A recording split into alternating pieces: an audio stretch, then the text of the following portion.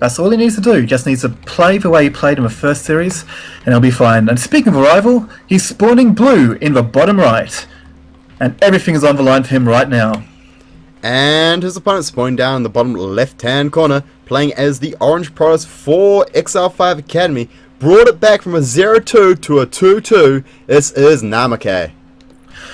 Gentlemen, we have a series on our hand. It's gone down to the final map, and I could not be more pleased.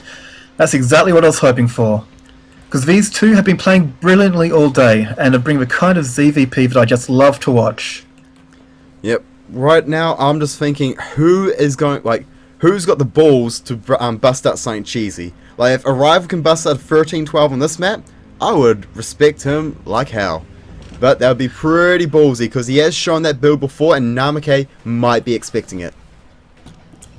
He might be.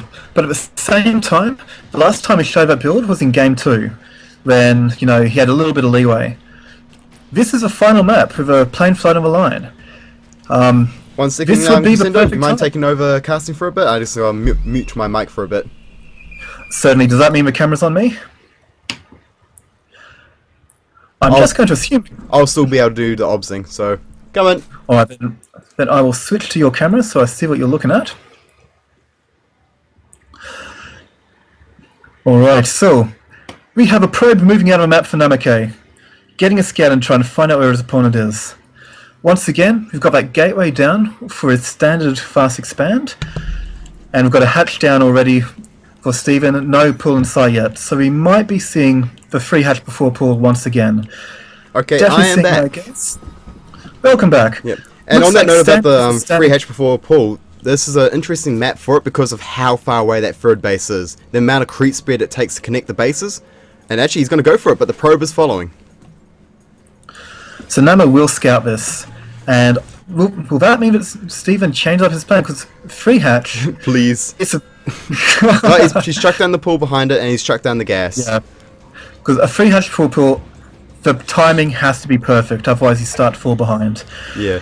And your build just it's one of those builds which line up like perfectly if you do it right, but if you don't do it perfectly, it just kind of doesn't line up right, and you just feel it just feels awkward to play. This is one of those kind of builds. And that's the last thing that Arrival needs in the last game is an awkward build order. He needs to feel comfortable and in swing with what he's doing. Yep. So he'll switch up his start, and I'm going to be interested to see what he chooses to do. He's got his gas running already, and I love Arrival's comments. This guy, this guy. Nope. that BM micro, you can tell that these guys are in IXL as well as XL Academy. Okay, so let's have a look what's going down over Namakaye's side. Forge going down, the Cybercore just finishing up. The question is he going to be chrono boosting out that warp gate? Hasn't started up just yet, but probably going to go for that mothership core first. Or maybe not. He's banking up that gas. Where is he going to spend the gas? There we go, mothership core going down. Now, will we see that explosion of gateways? Will we see that +1? That will be the question. And we'll just keep an eye on what Arrival's building. So remember, at any time he could just switch into mass lings and go for a big speedling time. But I would not recommend, because Namakaye is getting that wall off completed. And he's actually going to go and scout to see what he can see, which I think is a very good move. Because I think it was on his mind to see if he could get anything done with the ling timing. But no, third hatch goes down, and he's just going to try and build up his economy. Okay, so let's just have a squiz around, see if there's anything else going on. Keep in mind there's no probes out on the map, so Namakaye's not looking to put down any proxy pylons anytime soon. He's not looking to put on the aggression with reinforcements at least. Well, not going to commit to an aggression. He could still send a small hit squad of units out, but it wouldn't be like a full commitment to trying to kill a third, for example.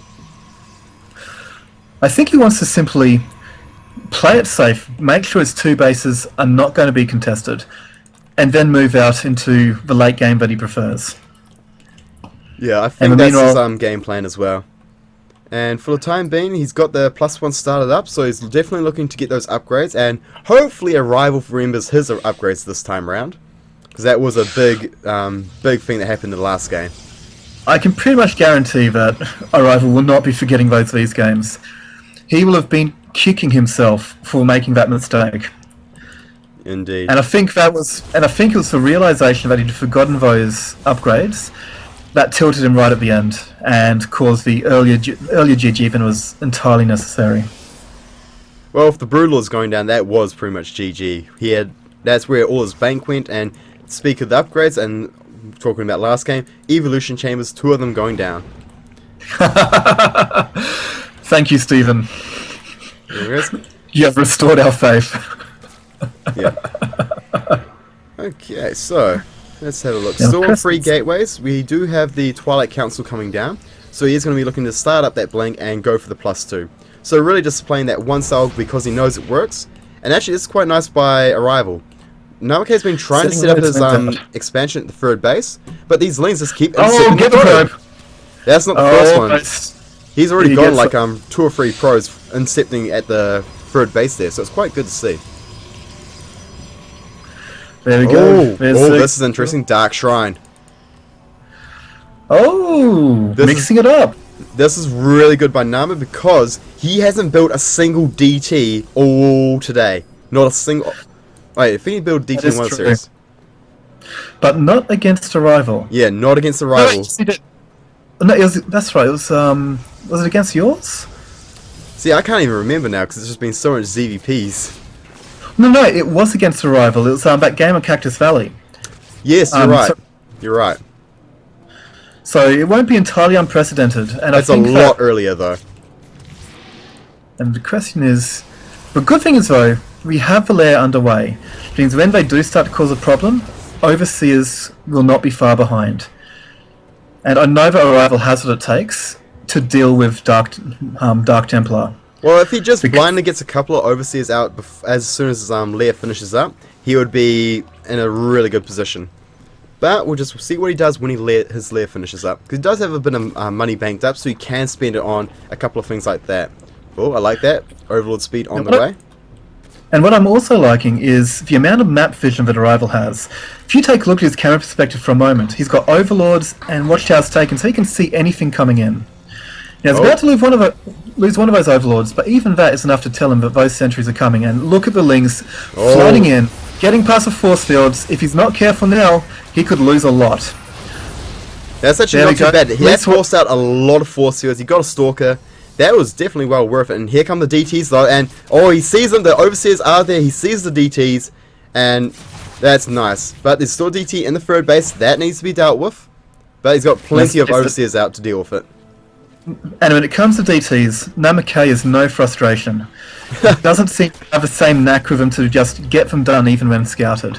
Frustration just has the knack of, he just knows how to find damage. That's like the killer instinct that you see 2 players do exactly the same thing, but one player will get like a huge amount of kills and the other player will get shut down. It's like that killer instinct that comes into play, and Noah just wasn't able to get the damage with the DTs done there. But he's sitting up on the high ground here. He's got a lot of sentries, and he does have +2 versus 1/1 Lings. And he's got very little vision of that army. So he's finding himself in a position where, to find out what it's doing, he has to send Lings up to sacrifice. But I like this, peeling off a run by to see if he can get any damage done at the front line. Now with that cannon in place, I'm not too... But these are 1/1 Lings.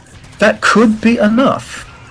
They'll definitely annoy now, but keep in mind, Nama's on 2 bases still, and Arrival's up to 4. All he has to do is crush this attack, and then he can win the game. And look at the production tab. 46 Lings are in production, and he's setting himself to just get a... Look at this. Lings at behind. He's getting ready for that full 360 surround. He's actually going to come back here and snipe the pylons. And of course, that now means that Namakaye is aware that he has got a flank. So he's got to do something now. He needs to bring these Lings up for the surround at the back, but... it's looking pretty good for Namakaye. Those force fields are devastating.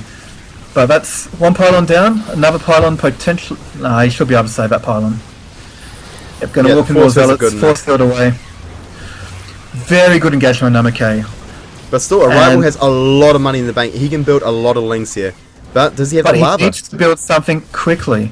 He's got 19 lava, but what to spend it on? He's got a lot of zealots in his face, a lot of sentries in his face. If he builds... he gets that pylon. That's really good. Honestly, I'd like to see some Roach Hydra come out.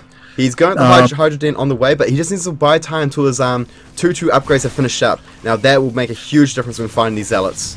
I don't like the choice of 42 lings. I mean, sure, they're about to become 2-2, but will that be enough to deal with zealots with 2 attack? I don't think so. Well, we'll just have to see. He's banking up his lings. He's trying to keep as many alive as possible, but a lot of them are being rallied to a bad location, so a lot of them are dying from the rally. And here we go. This is the fight. Because so many zealots, he can just clump them up, and the lings cannot get the surface area they need. 15 Hydras in the production table. He just needs to buy a little bit more time. He's trying to buy the time.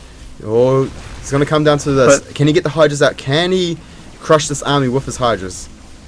Come on, Stephen. Oh, this is going to wrap around the length of the sentries. Oh my goodness, this might be what Stephen needs. Can he clean up any more? Can he focus those down? No. Get the drones out of there, Stephen. A lot of Hydras popped on top of those zealots, so that's not too great. And Hydra's popping down, and GG's cool. Namakaye is able to close the series out. Oh, what a comeback.